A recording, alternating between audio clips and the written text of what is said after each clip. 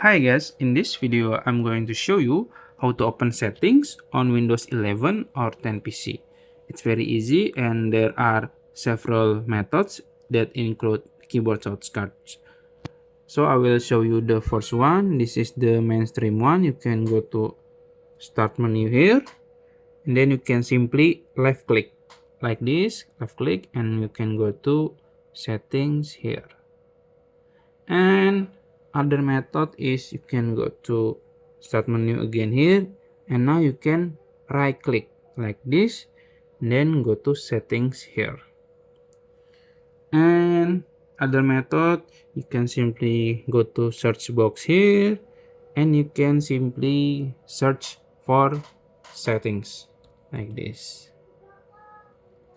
And for the keyboard shortcut, you can simply hold Windows key here, Windows icon, and then plus I like this.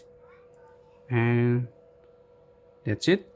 If you found this video helpful, please like this video and subscribe to my channel. Thank you.